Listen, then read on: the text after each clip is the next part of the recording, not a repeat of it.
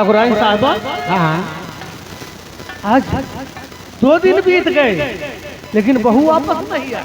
आएगी, आएगी वो, आएगी नहीं तो क्या इतना अच्छा घर छोड़कर भाग आएगी।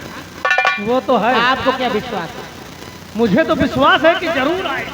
वो आएगी और 20 लाख रुपए लेके जरूर आएगी।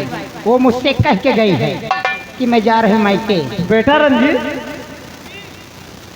मेरा बेटा अमेरिका जा रहा है ना। ये क्या बात है? ये चश्मा क्यों देख रहा है? क्या हुआ? मम्मी, ये वही चश्मा है ना जो तुमने सऊदीया से मंगवाया था डैडी के लिए? हाँ? इसमें तो कुछ ऊँट पटांग का तरफ से दिखाई दे रहा है मम्मी। मेरा चश्मा लगाने की अरे डैडी, डैडी, अलमारी में अरे ये नजर वाला चश्मा है, टेस्ट वाला। तुम्हारी आंख की रोशनी अभी ठीक है बेटे, मम्मी, अभी चश्मे मत लगा करो। अगर चश्मा लगा लिए तो रोशनी ऑटोमेटिक खराब हो जाएगी। अरे पिताजी का चश्मा है तो ये लगाएंगे ही। लेकिन मम्मी अभी तुम्हारी बहुरिया नहीं आई। सब्र करो बेटा, सब्र करो। अभी अगर पैसा लेके मम्मी ना आई तो माँ कसम उसको मार डालूंगा हराम जाने। क्यों मार डालोगे? और मैं आ गई, आ गई, आ गई। लाओ लाओ बेटी, आओ आओ आओ आओ।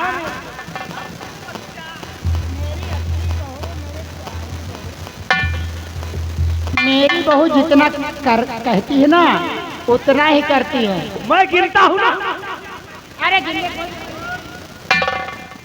मैं कहती हूँ ये बैग न तुम्हें मिलेगा न आपको मिलेगा। हट, हट, हट। मैं पागल हूँ? मुझे पागल समझ रखे हो? घर जिसको चलाना पड़ता है उसी को पता लगता है कि घर में कितना खर्चा लगता है। अरे भाग्यवान, पहले इसमें देख तो लो कि पूरा 20 लाख है कि नहीं। अरे देखने के बाद मैं अपनी बहू से पूछ लेती हूँ। डैडी, लगता है यार तुम भी मम्मी के गुलाम हो क्या यार? अगर मम्मी की गुलामी नहीं करता तो इतनी बड़ी हवेली नहीं खड़ी होती। गिनने की कोई जरूरत नहीं है, मैं खुद ही बहू से पूछ लूंगी। बहू पैसे पूरे हैं ना? हाँ मैं जानती हूँ पैसे पूरे होंगे।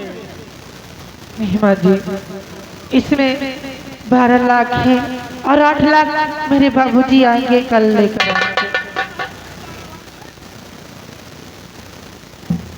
आएंगे। हरामजादी कल मोही, मैंने तुझे 20 लाख रुपए लाने के लिए कहा था और तू 12 लाख रुपए लेकर और अपनी ये थोबड़ा उठाकर चक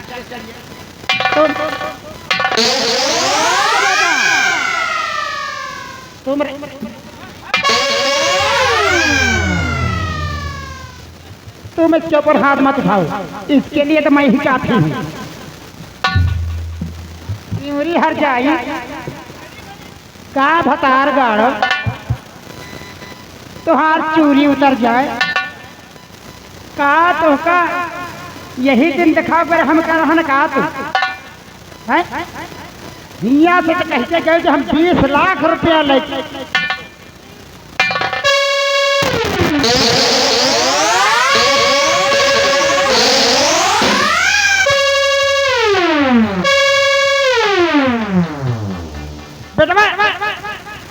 एक भतार गाड़ी गिरा पटक दे गई झोंड भाई दे झोंड मत मर जा हर दे फटाई के।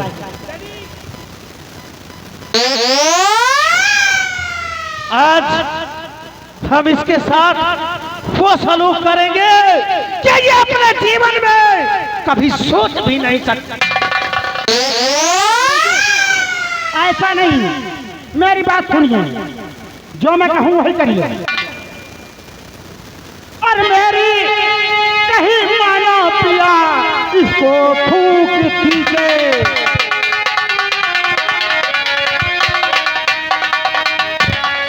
मेरी कहीं मानो पिया इसको फूक दीजिए और बेटे की शादी तुझी रचा लीजे।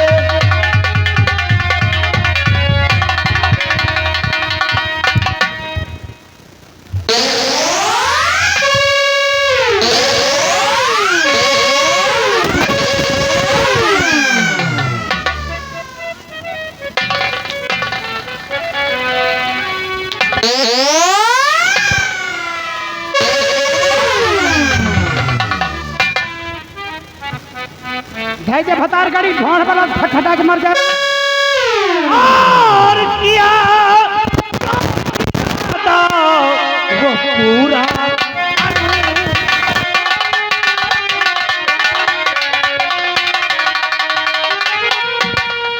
किया जो इरादा वो पूरा करूंगा। अभी इसके चेहरे पर तेजाब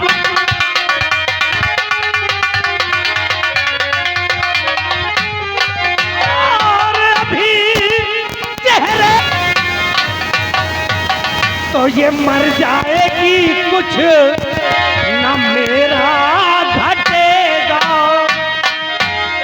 ये मर जाएगी कुछ न मेरा घटेगा। और रंजीत की दूजी शादी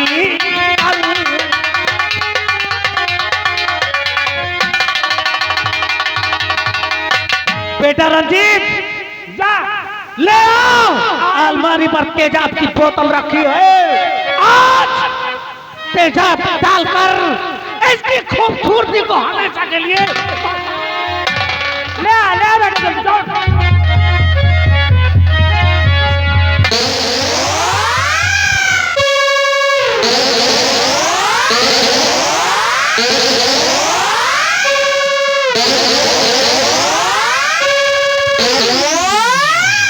क्या हो गया?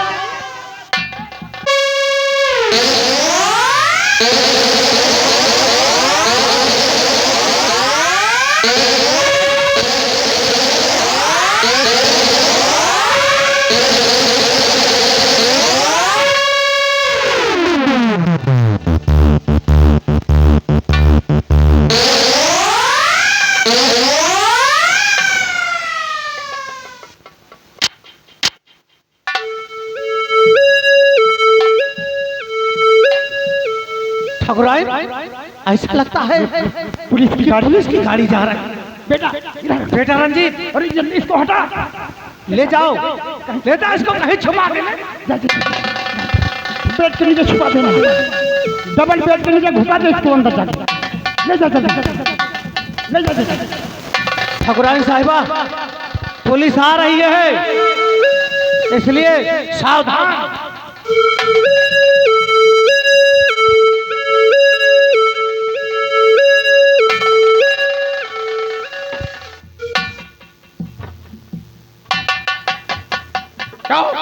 यहाँ पे आवाज है चौकीदार, पीछे चल।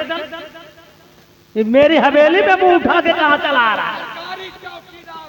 ये मेरी हवेली है कि कोई खेल कूद का मैदान है जो लट्ठी लेते भागते आ गए यहाँ पे? ठहरो ठकुराइन, ए ठकुराइन, बोलो। हम कानून के रखवाली, अरे वो तो मैं जानती हूँ। हम जब जहाँ चाहें हम जा सकते हैं। और ठाकुर साहब हमारी बात को सुने, हम क्यों यहाँ आ गए हैं। मेरा गश्त लगा था आपकी हवेली के सामने से, हमारी गाड़ी गुजर रही थी। अचानक मेरे कानों में आवाज आई और वो आवाज सुनिए।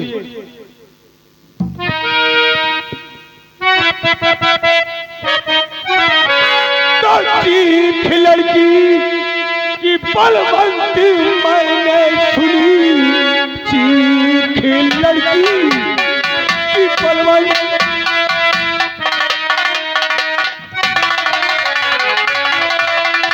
और चीख लड़की की बलवंती मैंने सुनी, और साफ लफ्जों में तुम बयां कीजिए वरना जबरन गिरफ्तार।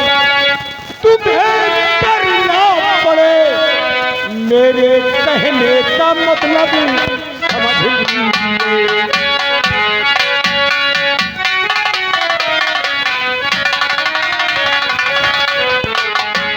ठाकुर साहब, तो तुम्हें अभी अभी किसी के लड़की की चीखने की आवाज सुनाई पड़ी, इसलिए तुम गाड़ी रोककर सीधा हवेली पर चले आए।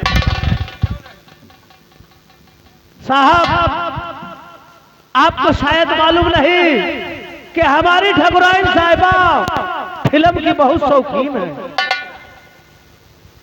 इनको बचपन से फिल्म देखने का शौक है और हमारे हवेली में फिल्म चल रही थी। उस फिल्म में एक लड़की के जबरदस्ती रेप करने का सीन था। वही लड़की बचाओ बचाओ चिल्ला रही थी और हमारी ठकुराइन साहिबा थोड़ा कम सुनती है, इसलिए हमारी टीवी का वॉल्यूम ज्यादा बढ़ा हुआ, इसी कारण आपको धोखा हुआ। समझ गए, आपकी ठकुराइन फिल्म की शौकीन है और तुम्हारी ठकुराइन के टीवी है। आए क्या? अरे टीवी तुम्हारे हो जाए, हमारे क्यों होगी टीवी? अरे आपके पति जी बोल रहे हैं। अरे वो टीवी देखने वाली, ओ टीवी देखने वाली, जिसे देहाती में टेलीविजन कहते हैं। समझ लो मुझको कि मैं कौन हूँ। मैं इस हलके का चौकीदार, वो तो समझती हूँ, लखपति नाम है मेरा। जानती हूँ। और समझ लो हम बहुत कर्रे मिजाज के आदमी हैं। हाँ, तो मैं भी कोई मुलायम नहीं हूँ। और एक बात और समझ लियो, हाँ? ज्यादा ठकुराइन चपर चपर बोलबो न करियो। अगर ज्यादा चपर चपर बोलू ना तो ये लक्ष्य देखती हो, अगर डाल देंगे तो निकालने के भूल जाएंगे। एक बात सुन लो, सरकारी चौकीदार हो। एक बात सुन लो, चाहे सरकारी चौकीदार हो चाहे जो हो, तुम्हारे जैसे हवलदार को मुट्ठी में करके रखती हूँ, समझे? क्या? हाँ, मुट्ठी में पकड़ कर रखती हूँ, जब चाहूँ जहाँ चाहूँ। अरे तुम्हारे जैसे चौकीदार को खरीद लूँ। सुन लो, ज्यादा चपर चपर मत करो, वक्त आएगा तो देख लो। ये किस तरह का आपका चौकीदार है? चौकीदार कैसी बातें कर रहा मुझसे? ठकुराइन, ए ठकुराइन, कहिए। आकाश इंस्पेक्टर। मैं आपकी इज्जत करती हूँ। तो सुनो फिर, वो मामूली चौकीदार नहीं है, तुम्हारे सूरतगढ़ का सरकारी मुलाजिम है। और तुम जिस तरह बात कर रही थी ना, वो तो भला कम बोला है। अच्छा। और जब मैं घसोरूंगा ना तो ठकुराइन ठकुरैया भूल जाओगी। हम सुनो, ए ठाकुर, तेरी तुम्हारी ठकुराइन कम सुनती है ना, और तुमने कहा कि बहुत शौकीन है पिक्चर देखने की। केवल गदर फिल्म देखती हूँ, गदर गदर फिल्म देखती हूँ। मालूम है, तुम्हारी जैसे ठकुराइन फिल्म पिक्चर की बड़ी शौकीन है। अरे फिल्म देखते देखते हमारी इतनी उम्र आ गई। अरे बे, ऐसे ही देख लिया कि वास्तव में तुम वैसे ही हो। हाँ, ए ठकुराइन, आज के बाद अपने ठाकुर से कहना कि जरा कानों की मशीन ला दो, हमें कम सुनाई देता है। और हाँ, ये कानून की रोट है सरकारी, और इसमें कोई कब्जा करने की कोशिश करेगा तो समझ लो उसके मकान, उसके हवेली में हमारा बुलडोजर चले जाएगा। हमारी हवेली कोई सरकारी जगह पे नहीं बनी तो कोई बुलडोजर चला देगा। मेरे ससुर की कमाई जमीन है और मेरे पति की बनाई हुई हवेली है। इसमें इसको बनाने के लिए हमारे पति जी ने और मैं खून पसीना लगा दिया है। मैं जानता हूँ। और जिस तरह आप मेरी हवेली के अंदर घुसते चले आए, इस तरह मैं किसी के घर में नहीं जाती हूँ। तुम्हारी हिम्मत नहीं है। हमारी हिम्मत इतनी आप देखे नहीं है। और सुनिए, ज्यादा चप्पा चप्पा एक बात सुन लीजिए, बोलो। बिना गुनाह के, बिना किसी सबूत के आप हाथ नहीं उठा सकते। लठ जिसकी उसको दीजिए, वरना आप मुझे नहीं जानते हैं। तो सुनो। मैंने न जाने कितनों का ट्रांसफर करवा दिया इस चौकी से। तुम्हारे जैसे न जाने कितने इंस्पेक्टर आए और कितने चले गए। वो होंगे जो चंद पैसों में साले कुत्ते बिक जाते हैं। हम देश के लिए मर जाना पसंद करते हैं। और सुनो ठाकुराइन, ठाकुर तुम कितना भी कोई चीज बाहा बना लो, लेकिन तेरी चौखट पर तेजाब की बू आ रही है। अरे वो तेजाब की बू, ये जो गिरा हुआ है। अरे हमारा इन्वर्टर खराब हो गया था, अभी अभी मैकेनिक चला ही जा रहा था, इन्वर्टर खराब हो गया था। मैंने मिस्त्री को बुलाया, इन्वर्टर बनाया वो, और उसमें नया तेजाब डाला है। कहीं इधर उधर बूंद तो बूंद गिर गया होगा, उसी की महक आती होगी। और वही जब चला गया तो इन्वर्टर से मैं अपनी टीवी चला रही थी, गदर फिल्म आ रही थी, उसे भी मैं देख रही थी। और उसी समय आप आ गए दल्लू की दस्तरा बंद करके। नहीं, वास्तव में ठाकुराइन हो तो तुम्हारी जैसी बड़ी तजुर्बेदार, बड़ी अकलदार हो। अच्छा ठीक है ठाकुर साहब, अगर इतनी अकलदार ना होती ना तो ये सब मेरे इशारे पे नहीं चलते। ठीक है ठाकुर साहब, आइंदा अपनी बीवी से कहना, ये जाते जाते आकाश का हुक्म है कि अपनी बीवी से बोल देना कि टीवी का वॉल्यूम जरा धीमे रखे। आइंदा आज तो साबूत नहीं है, तुम दोनों प्राणी बच गए हो। अगर जिस दिन साबूत और गवाह हमारे हाथ लग गया, माँ कसम इतने लठ मारूंगा दोनों प्राणी को ना कि याद रखोगे। ए चौकीदार चलिए।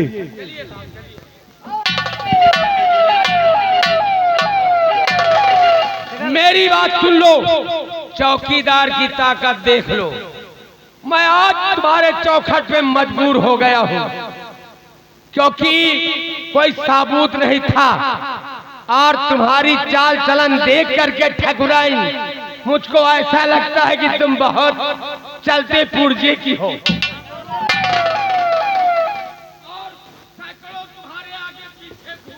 और तुम्हारे जैसे पुलिस वाले हवलदार भी घूमते हैं, ये कहा बोलते हो। हरामजादा ठाकुराइन साहब आया है रुक्मिणी से बात करने। ये शायद हरामजादे पुलिस वाले रुक्मिणी के दिमाग को नहीं जानते कि मेरा दिमाग कंप्यूटर से भी ज्यादा चलता है। ठाकुराइन साहिबा, ये हरामजादे आ कैसे गए? ये लोग आ गए तो ठीक है, चले गए।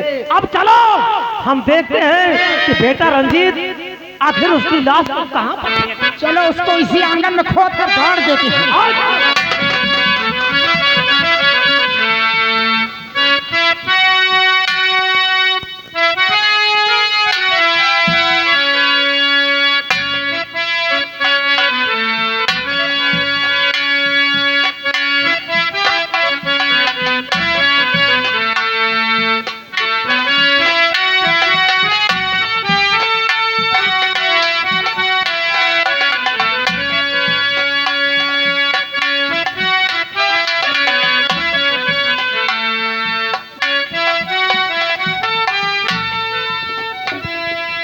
अब इससे अच्छी जगह और कहीं नहीं मिलेगी। मैं इसी छड़ी में इस हरामजादी को छुपाकर और यहाँ से मैं 9 2 11 हो जाता हूँ।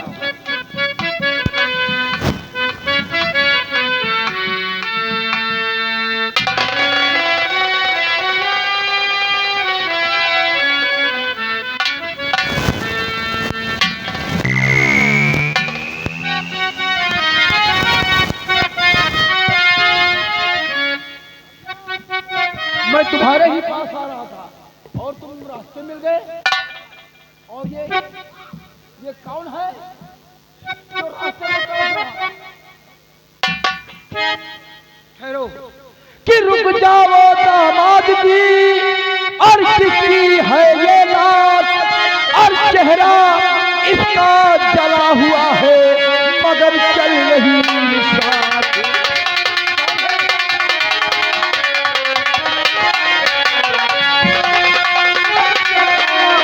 इसका जला हुआ है मगर चल रही साथ।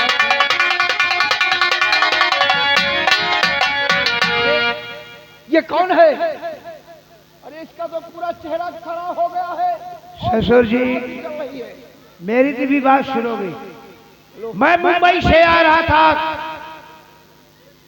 और हमारे कार एक्सीडेंट से इसका एक्सीडेंट हो गया है और मैं इसे इलाज के लिए लेके जा रहा हूँ और मुझे मेरे रास्ते का रुकावट मत बनो। क्या क्या कहा? तुम्हारी कार से एक्सीडेंट हो गया? एक्सीडेंट हो गया? हाँ, और मैं इसे इलाज करवाने के लिए ले जा इलाज? रहा हूँ। अरे तो इसके साथ मैं भी चलूंगा और देखूंगी। है रुक जाओ, वो ससुर जी नहीं बढ़ाना।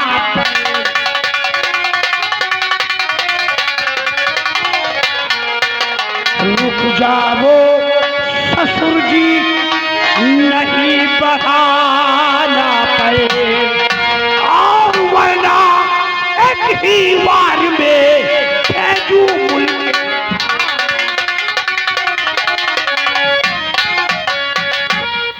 हरामजादे, सब कुछ समझ गया तेरी चाल को। ये कौन है अच्छी तरह मैं जान लिया। और ये हरामजादे, ये हमारी बेटी गंगा है, ये हमारी बेटी गंगा है। और दौलत के लालच में आकर तूने हमारी बेटी को मार दिया। कमीने,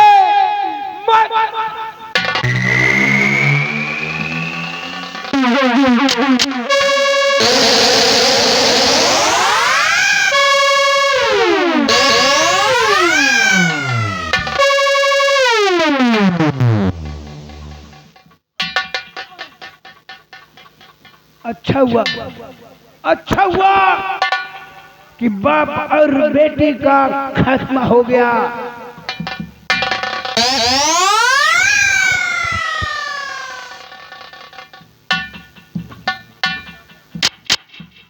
करबला तो हो भला, जो 8 लाख रुपए बाकी था ये बुढ़ा देने के ही लिए आ रहा था और मुझे 8 लाख रुपए भी मिल गए हैं।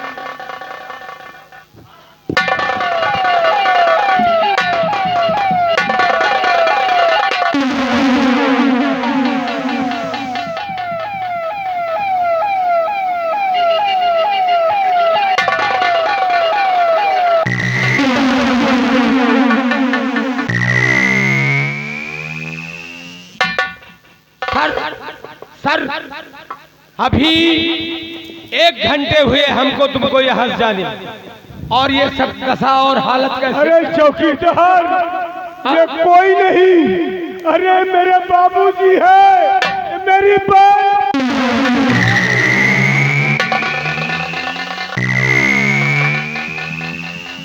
सर, बहुत गजब हो गया। ये आपके पिताजी और आपकी वो बहन है। ऐसा सब कैसे हुआ कुछ मालूम नहीं पड़ रहा। लेकिन बाबूजी की सांस नहीं चल रही है अभी। मेरी बहन तड़प रही है। तो क्या किया जाए? एक काम करो, सरकारी मुलाजिम होने के नाते मैं कुछ नहीं कर सकता, अपने पिता को कुछ नहीं कर सकता। तुम इतना काम करो। बताइए सर, बताइए जल्दी। तुम मेरे पिताजी की लाश को पोस्टमार्टम के लिए ले जाओ, मैं अपनी बहन को डॉक्टर के पास ले जाता हूँ। ठीक है साहब, आप ले जाइए, मैं जा रहा हूँ।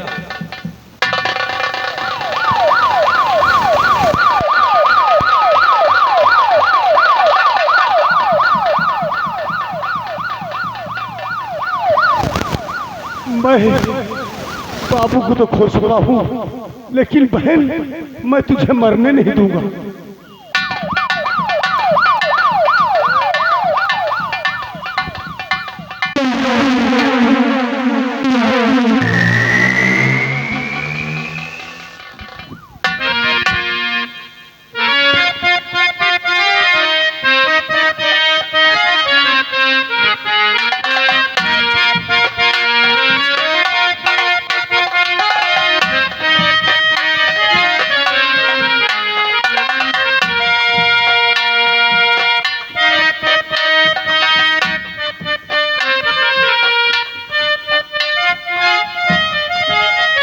घर में जितनी सामान पाऊंगा उसको सब उठाते जाऊंगा मैं साले। Hello doctor Sinha. जी हाँ, हम डॉक्टर सिन्हा बोल रहे हैं। आप कौन बोल रहे हैं? मैं इंस्पेक्टर आकाश बोल रहा हूँ। ओ आकाश, कैसे हो? ठीक है सर। ये बताओ, बताइए। जो लड़की को मैं गंगा नाम की लड़की जो आपके पास एडमिट किया था, ओ उसकी हालत कैसी है? इंस्पेक्टर आकाश, वो लड़की एकदम ठीक ठाक हो गई थी।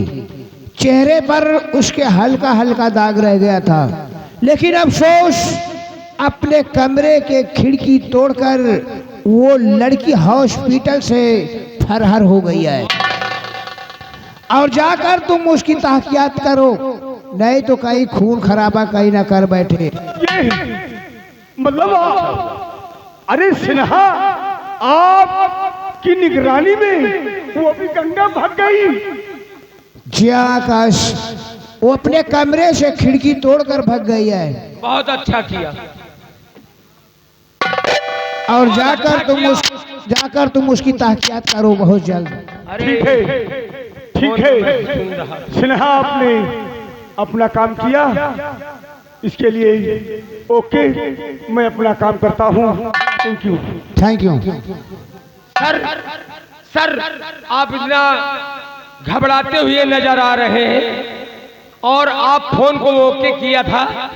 फोन की आवाज जल्दी और ज्यादा थी, ये हमारे कानों में पड़ गई है।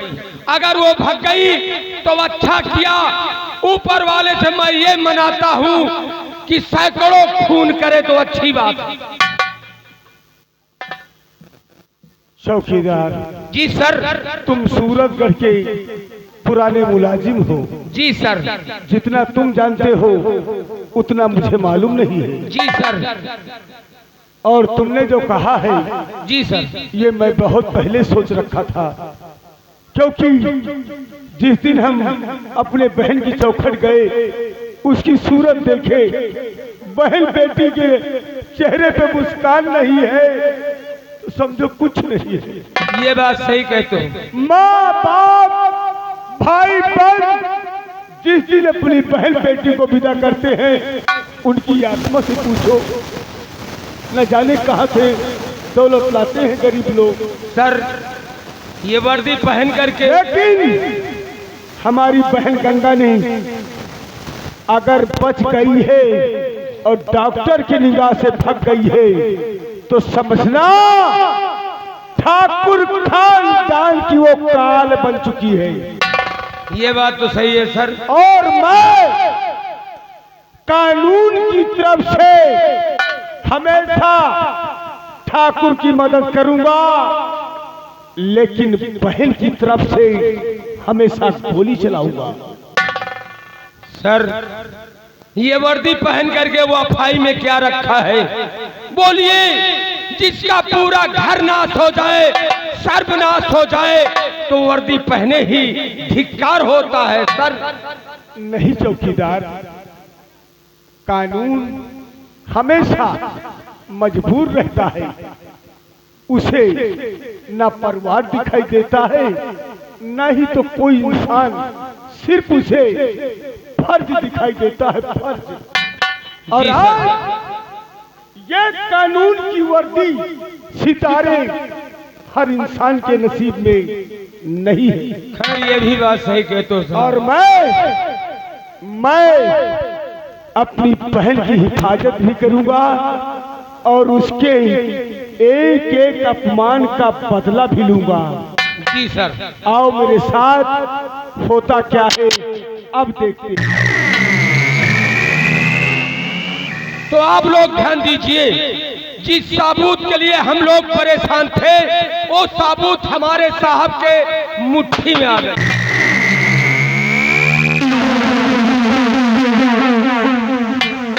साथियों, जय मां भवानी। जय मां भवानी।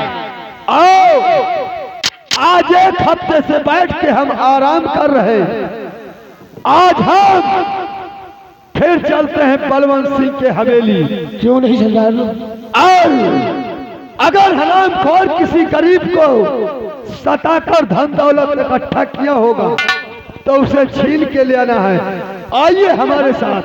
जय मां भवानी।